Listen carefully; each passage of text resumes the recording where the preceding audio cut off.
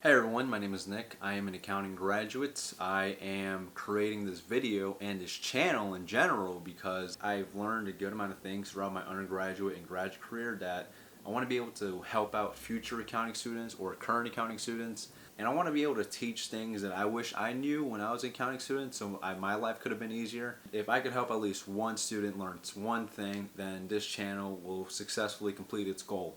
So let's get to it. My first piece of advice is to not fall in love with one single firm. The reason I say this is because as a junior, I was so laser focused on wanting to intern at PwC that I felt like I restricted myself in a way by turning down some opportunities that came my way because I just was in the mindset that I want to work at PwC. The culture there looks great. I was just not in the right mindset that I should have been. So what I would tell old Nick is, don't just be focused on PwC. Understand that there are other firms out there that you can intern for, that you can work for.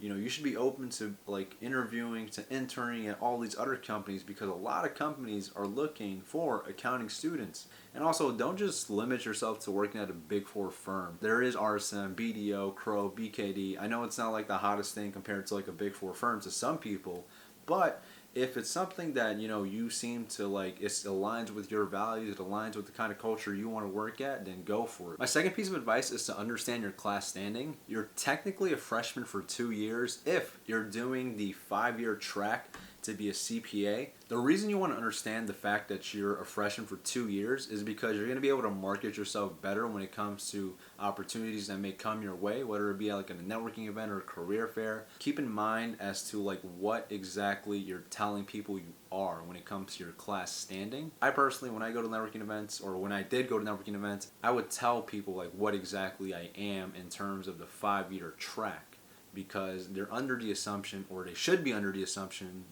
that you are pursuing your 150 to be a CPA. A lot of these big four firms, a lot of these accounting firms in general actually want to know when exactly will you be getting the 150. The reason you want to keep this in mind is because when you're telling someone like a recruiter, you may be closing some opportunities that come your way if you tell them, oh, I'm a senior, even though you got a year of school left to do your 150. If you have up to 60, you're a freshman. If anything after that, follow the normal route, right? 60 to 90 is a sophomore, 90 to 120 is a junior, 120 to 150 is a senior. So keep that in mind. My third piece of advice is a quick one actually. It's to subscribe to some sort of news outlet like the Wall Street Journal, in which you can consistently get some information in regards to the financial markets. The reason you want to do this is because when you're speaking to a lot of these professionals, they may bring up some topics going on in the real world, and you want to be able to impress them by keeping up with the conversation. This can help during interviews because a lot of companies may want to understand what do you know about their company.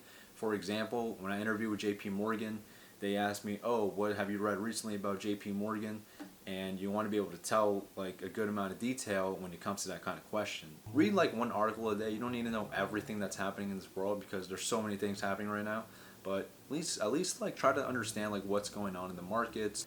Don't try to BS it. Really don't, because you don't want to come off as stupid and you don't want to come off as someone who's trying to be someone they're not. My fourth piece of advice is to join organizations on campus or off campus. There are a lot of organizations out there that are specifically for accounting students. The reason I encourage students to join organizations on campus is because a lot of those organizations, some of them at least, may have alumni who were part of that organization that are now working at these large firms. A lot of the alumni, since they were part of this organization on campus, they're more inclined to help people that are part of that organization. In regards to organizations off campus, they have these events specifically for accounting students to network with these professionals from these big four firms, from these Fortune 500 companies.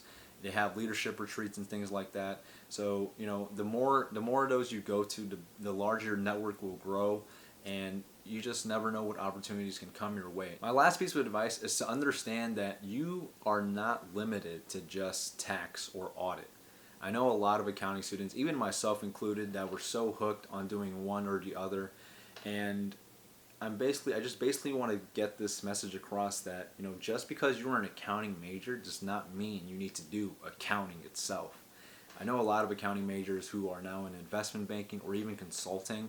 I've gotten interviews for finance and consulting as an accounting major. Just because you're an accounting major does not mean you're just limited to tax or audit. I thought personally that audit was going to be the career path that I wanted to take, and in the end I ended up declining a full-time offer with a Big Four firm in audit. Why? Because I did an internship and realized I didn't like it. Alright, so that is all I have to share on my end for this video. I want to thank you all for watching. Subscribe, comment any questions you have. I'm a very honest person, so I will answer any questions you have in the most truthful way I possibly can. I will be making more videos like this to help out as many students as possible. Like I said, the goal of this channel is to help as many students as possible. If I can help one student, then I will have done my job. Thank you for watching, and please stay tuned for some more videos. I got a lot of things to share and a lot of stories to tell.